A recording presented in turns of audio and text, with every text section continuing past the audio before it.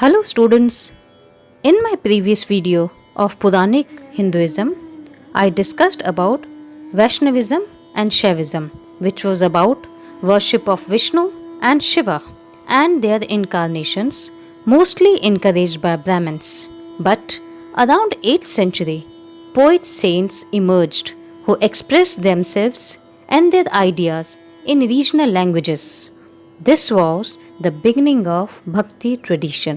So in this video, I'll discuss about the rise of Bhakti tradition.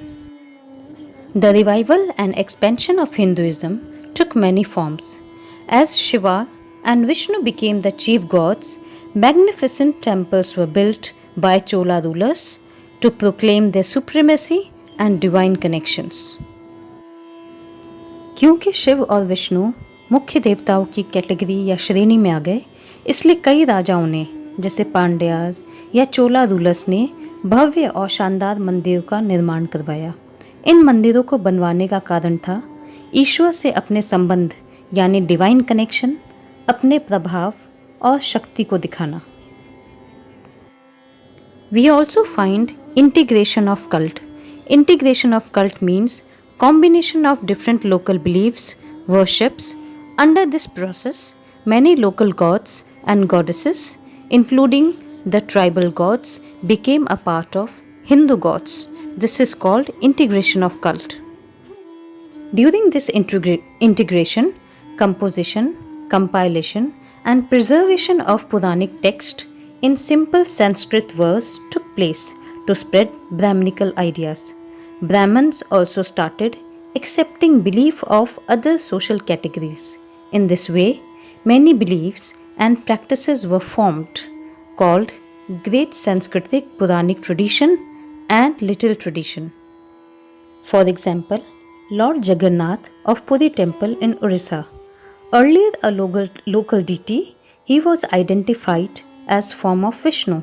So in this way, the worship of Vishnu became widespread by identifying local gods as incarnation of Vishnu. Cult means उपासना या पूजा करने के different तरीके। कई local यानी स्थानीय देवी देवताओं और उनकी पूजा करने के तरीकों को ब्राह्मणों ने अपनाना शुरू कर दिया। इतना ही नहीं, संस्कृत में लिखे सभी ग्रंथों जैसे पुराणों को आसान भाषा में लिखा गया ताकि ज़्यादा से ज़्यादा लोग ब्राह्मणों के इस ज्ञान को जान सके और उनका प्रभाव ज़्यादा से ज़्यादा लोगों पर पड़ सके। शूद्र और विमेन को भी अब इन नॉलेज को पढ़ने की इजाज़त थी।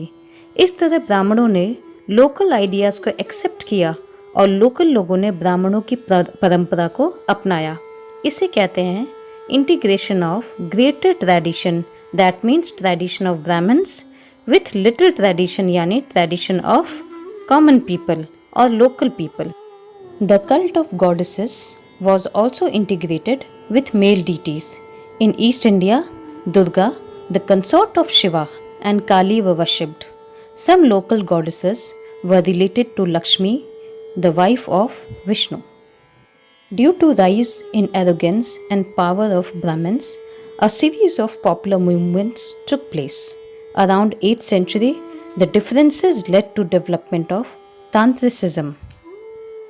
ब्राह्मणों के अहंकार और परंपराओं की वजह से कई लोग उनके खिलाफ हो गए और नई परंपराओं को या तो शुरू किया या अपनाया, जैसे तांत्रिक परंपरा। इस परंपरा में जातिवाद के लिए कोई जगह नहीं थी। मेन और विमेन दोनों के लिए रास्ता बराबर खुला था और इस परंपरा में ब्राह्मणों द्वारा लिखे गए ग्रंथ जैसे वेद, इनकी इम्पोर्टेंस को नकारा गया।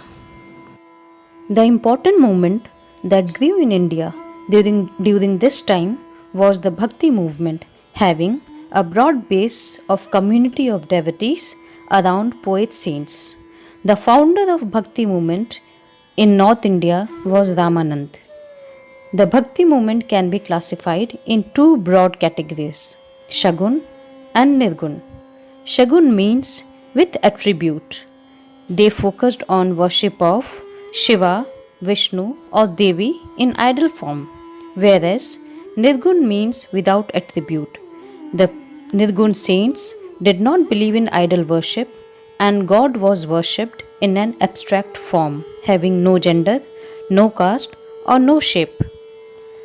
नॉर्थ इंडिया में भक्ति आंदोलन को दो वर्गों में बांटा गया, शगुन और निर्गुण.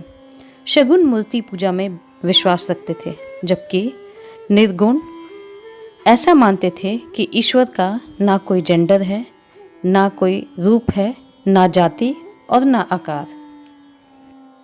The Bhakti movement also gained momentum in South India around 8th century. The earliest reformer saint in South India was Adi Shankaracharya. During 6th to 9th century, the Bhakti movement in South was led by 12 Alvars and 63 Nayanar saints of South India. Alvars were devotees of Vishnu, whereas Nayanars were devotees of Shiva. Both used Tamil language in their hymns to praise God.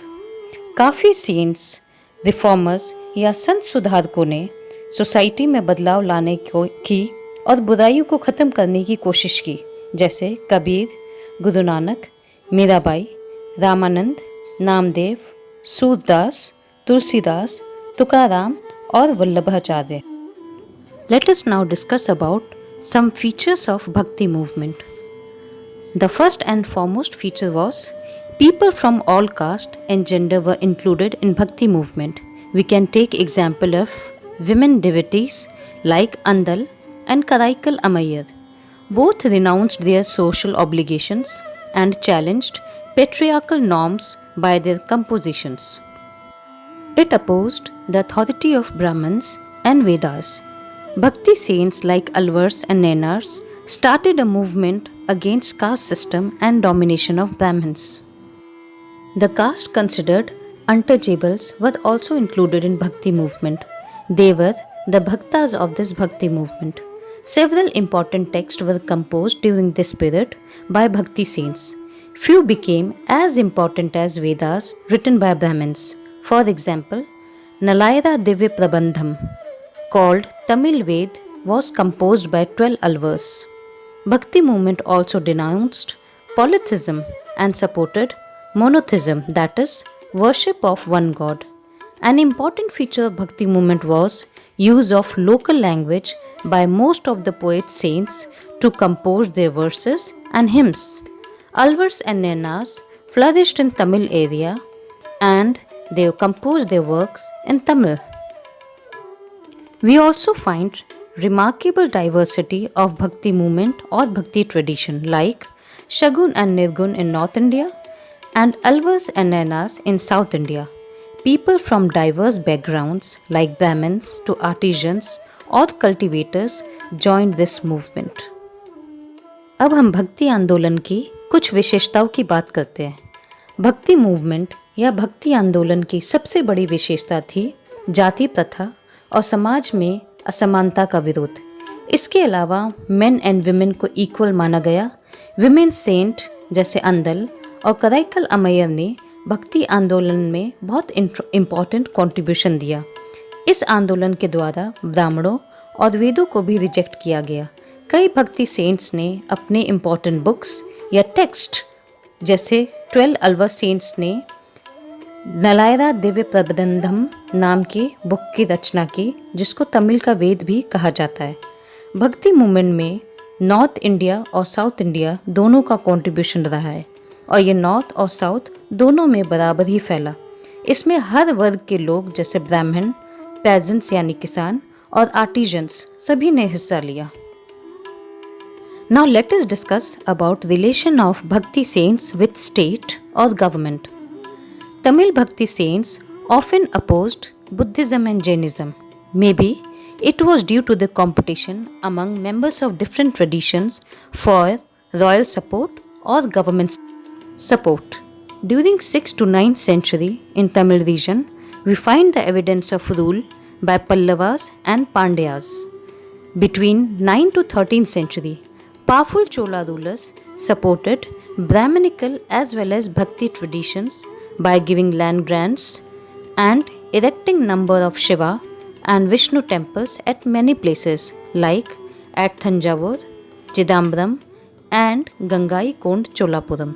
Gangaikond Cholapuram was the capital of Chola ruler Rajendra Chola I.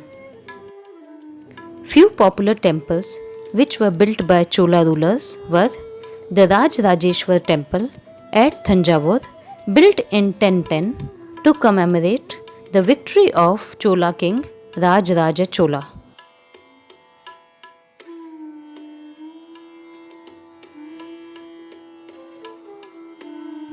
Chola kings claimed divine support and declared their power by building temples. We also find representation of Shiva in bronze sculpture called Nataraj, which was produced by Chola rulers. Singing of Tamil hymns was also introduced in temples. The collection of Tamil hymns was called Tevaram. Images of saints like Appar, Sambandar, and Sundarar were also carried in procession by Chola kings during festivals. By supporting Bhakti saints, the Chola rulers expected support from their subjects who revered these saints. So, in a nutshell, we can say that the Bhakti movement not only challenged the evil practices of society but also created hope and belief in common people of various communities. Thank you.